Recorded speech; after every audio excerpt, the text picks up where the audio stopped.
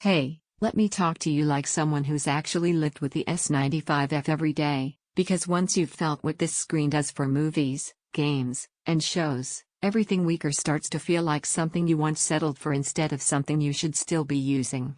This isn't for someone who's okay with washed out darks, motion blur, or middling sound.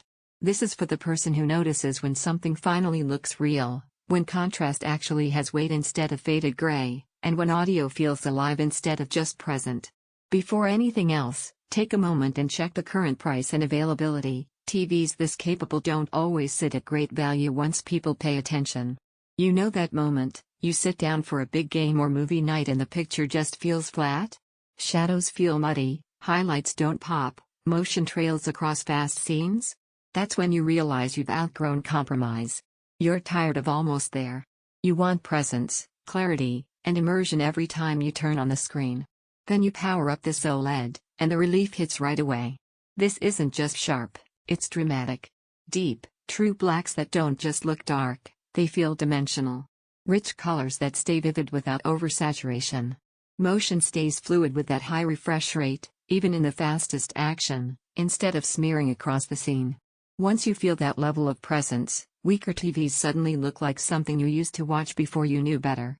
Picture this, you're watching a late-night thriller and every detail and shadow hold shape instead of dissolving into gray.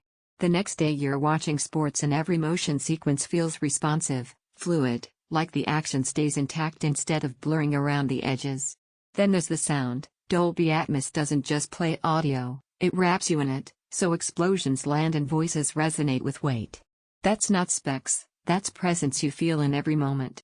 And once you've lived with that depth and clarity, anything less starts to feel like a compromise you shouldn't go back to.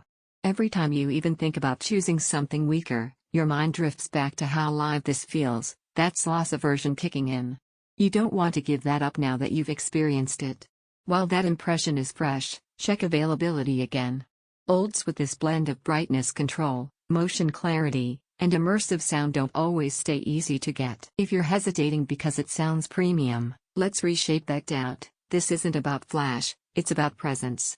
It's about watching stories the way creators meant them to be watched, with depth and intent instead of washed-out approximations. Here's something most people don't expect until they live with it. Once you've experienced real black levels and motion that stays crisp, even older shows feel better than you remember. That's quality that sticks with you long after the unboxing. You feel deep, honest contrast every time. You enjoy fluid motion that doesn't smear. You get color richness without glare. You own a screen that matches your expectations. You experience audio that actually fills your space. Downsides? It's not the smallest set you could choose, and it isn't the cheapest entry-level screen.